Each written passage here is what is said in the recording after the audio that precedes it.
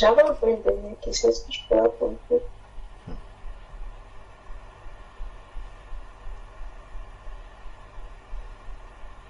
Vas-y, ma soeur. Bon, la dernière question, en fait, c'était par rapport au rêve. Si en fait, un rêve que le Seigneur m'a donné était tellement précis dans beaucoup de choses. Et je me suis approchée près d'une sœur pour demander la signification. Mais quand je me suis rapprochée de la sœur, j'étais en train de suivre un enseignement. Et le Seigneur, en fait, me disait dans mon cœur que c'était mieux de demander au Seigneur parce que c'est lui, à lui qu'appartient les rêves et les visions. En fait, c'est la raison pour laquelle Joseph disait, quand Joseph en fait a été interpellé par Pharaon, quand on lui a posé la question, il a dit c'est à Dieu. En fait, c'est ce qui m'est venu, en fait, cette écriture-là. Et maintenant, la question était, et Daniel aussi, pareil, quand il avait une vision, il partait prier, et c'est en fait le Seigneur, par son esprit, qui interprétait les rêves. Bon, maintenant, est-ce que c'est logique de demander, pas logique, est-ce que c'est mieux de demander à un frère d'interpréter un rêve ou de revenir au Seigneur? Parce que quand je suis revenue au Seigneur, j'ai pas toujours eu de réponse. Et c'était pas un rêve comme d'autres, il y avait vraiment trop de précision dans ce rêve. Et je ne voulais pas en fait partager avec l'église. D'abord, je voulais vraiment demander d'abord au Seigneur ce que ça signifiait. Je sais pas si ma question se fait comprendre. Mais...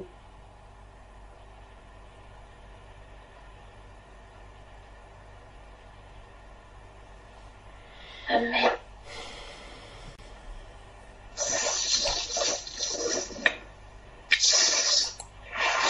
Amen. Amen.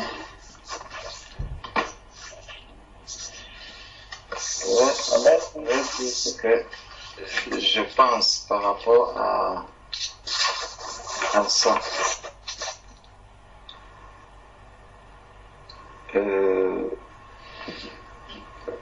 Je vais prendre d'abord encore 1 Corinthiens 14.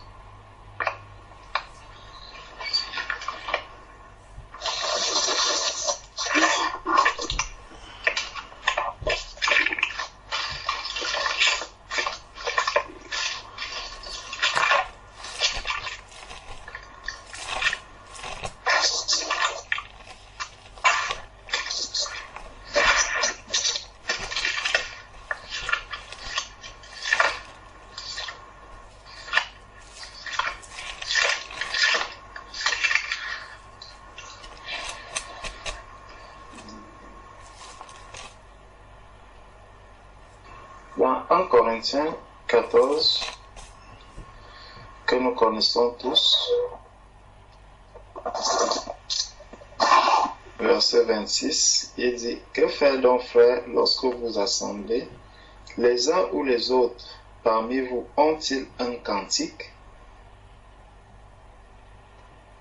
Ça veut dire, est-ce que j'ai un cantique? Est-ce que j'ai une instruction? Est-ce que j'ai une révélation? Est-ce que j'ai une langue? Est-ce que j'ai une interprétation? La question c'est, de qui vient le cantique que je vais chanter? Est-ce que ça sera un cantique inspiré de la chair ou un cantique inspiré du Saint-Esprit? Bon.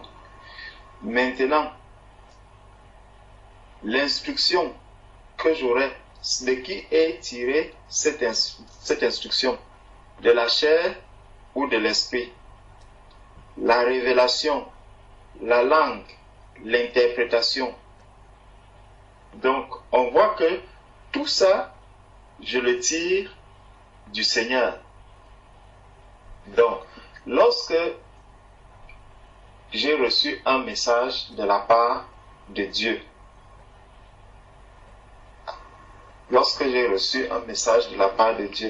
on l'a vu un peu avec Samuel. Lorsque le Seigneur appelle Samuel, Samuel, Samuel se tourne vers Élie. Samuel va d'abord se tourner vers Élie. Pourquoi? Parce que Samuel ne connaissait pas encore le Seigneur.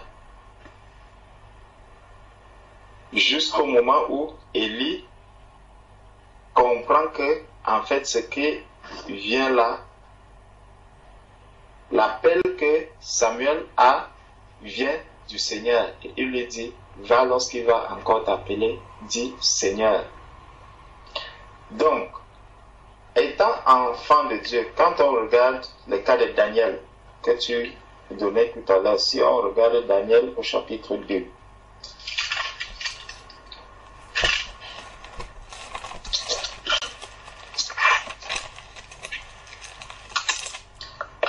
Daniel au chapitre 2.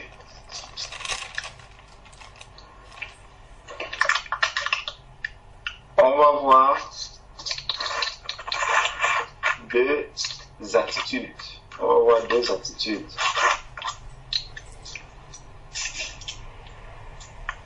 Prenons Daniel chapitre 2 à partir du verset 3. On va sauter une bonne partie pour que ça nous aide un peu à avancer vite. Daniel chapitre 2 verset 3. Le roi leur dit, j'ai eu un songe. À qui est-ce que le roi dit ici? Commençons tout au début. La seconde année du règne de Nebuchadnezzar, Nebuchadnezzar eut un songe, eut des songes. Il avait l'esprit agité et ne pouvait dormir. Le roi fit appeler, qui est-ce qu'il appelle? Les magiciens, les astrologues, les enchanteurs, les chaldéens, pour qu'ils lui disent ses songes. Ils vinrent et se présentèrent devant le roi. Donc il y a toutes ces personnes. Aucun d'eux n'est un enfant de Dieu. Et le roi leur dit, j'ai eu un songe. Mon esprit est agité et je voudrais connaître ce songe. Mon esprit est agité et je voudrais connaître ce songe. Regarde d'abord la réponse des Chaldéens. Les Chaldéens répondirent au roi en langue araméenne. Ô roi, vis éternellement. Dis le songe à tes serviteurs et nous en donnerons l'explication. Donc, il reste vraiment dans le domaine chair à chair. Pourtant, le roi a été clair. Il leur a dit, mon esprit est agité. Donc, le songe qu'il a eu est du domaine spirituel. Il vient perturber l'esprit qui est en lui. Les Chaldéens restent dans le domaine de la chair. Verset 5. Le roi reprit la parole et dit aux Chaldéens, la chose m'a échappé. Si vous ne me faites connaître le songe et son explication, vous serez mis en pièces et vos maisons seront réduites en un tas d'immondices. Donc, on comprend par la suite en lisant qu'ils n'ont pas pu faire quelque chose. Bon, au verset 10, les Chaldéens répondirent au roi, il n'est personne sur la terre qui puisse dire ce que demande le roi. Aussi, jamais roi, quelque grand et puissant qu'il ait été, n'a exigé une pareille chose d'aucun magicien,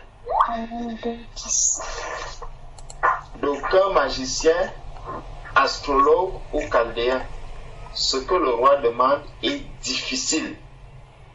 Il n'y a personne qui puisse dire au roi, excepté les dieux dont la demeure n'est pas parmi les hommes. Donc, j'ai fait un rêve. Est-ce que c'est aux hommes que je dois demander l'explication ou est-ce que c'est à Dieu? Même les Chaldéens ici commencent à comprendre que non. Ça, je dois d'abord m'adresser ô Dieu. Bon, pour eux, ils disent ô Dieu. Donc, c'est du domaine spirituel. Donc, c'est Dieu qui doit venir maintenant me révéler le songe que j'ai fait. Là-dessus, le roi se mit en colère et s'irrita violemment. Il ordonna qu'on fît périr tous les sages de Babylone. La sentence fut publiée. Bon, voilà. La sentence fut publiée. Les sages étaient mis à mort. Et l'on cherchait Daniel et ses compagnons. Daniel et ses compagnons.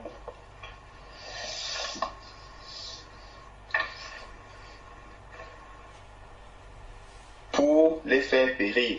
Alors Daniel s'adressa d'une manière prudente et sensée à Ajoc, chef des gardes du roi, qui était sorti pour mettre à mort les sages de Babylone.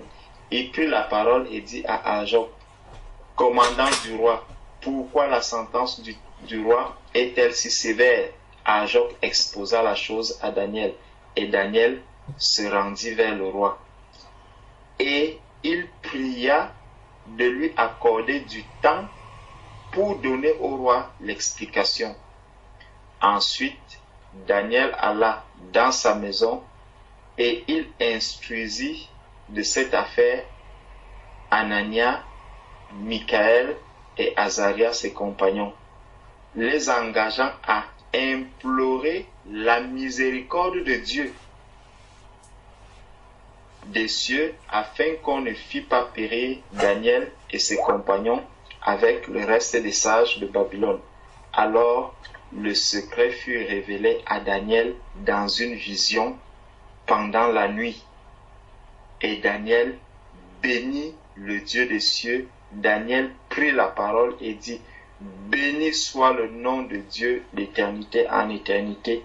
À lui appartiennent la sagesse et la force. C'est lui qui change les temps et les circonstances, qui renverse et qui établit les rois, qui donne la sagesse aux sages et la science à ceux qui ont de l'intelligence.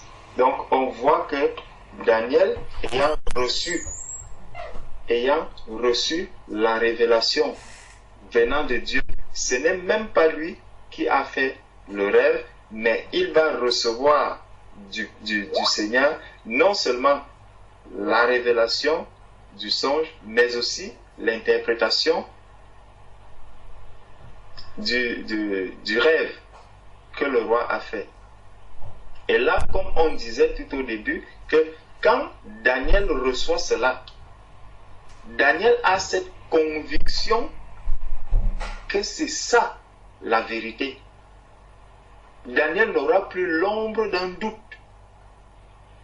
par rapport à ce qu'il a reçu du Seigneur. Puisqu'il est allé au-devant du Seigneur, le Seigneur lui a donné une réponse et il sait que c'est ça la vérité. Et il va prendre cette vérité et venir la déposer devant le roi. Le problème souvent avec nous, c'est que parfois quand on fait un rêve, nous, au lieu de rester pour demander au Seigneur que Seigneur, donne-moi l'explication du rêve, on va chercher à faire tourner souvent le rêve soit à notre avantage.